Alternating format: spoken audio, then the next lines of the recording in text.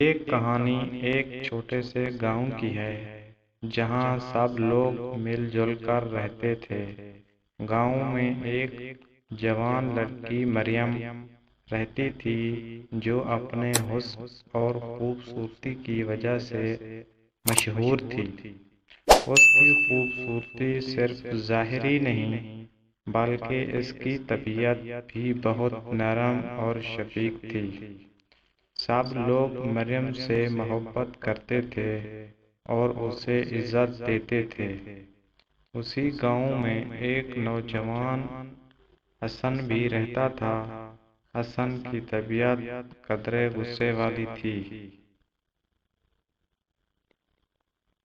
اور وہ لوگوں سے زیادہ بات نہیں کرتا تھا، لیکن وہ بہت ہوشیار تھا اور گاؤں کی زمینوں پر محنت کر کے اپنی زندگی گزار رہا تھا۔ ایک دن مریم اور حسن کا آمنا سامنا ہوا۔ دونوں نے ایک دوسرے کو پہلی بار دیکھا اور ان کی نگاہوں میں ایک عجیب سی کشش محسوس ہوئی۔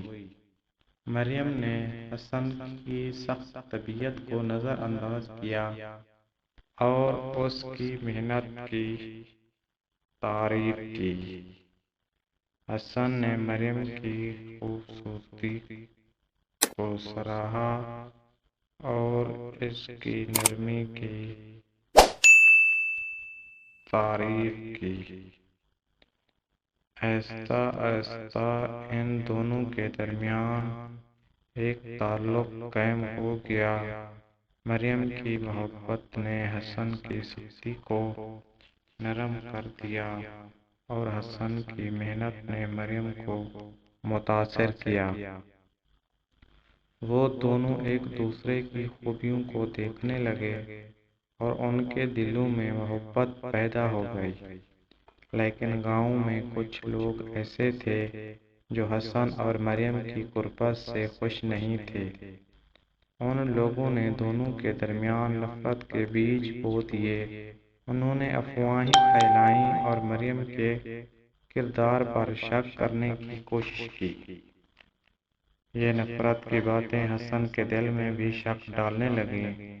اس نے مریم سے دوری اختیار کر لی اور ان کے درمیان فاصلے بڑھنے لگے۔ مریم حیران تھی کہ حسن کی محبت کیسے بدل گئی۔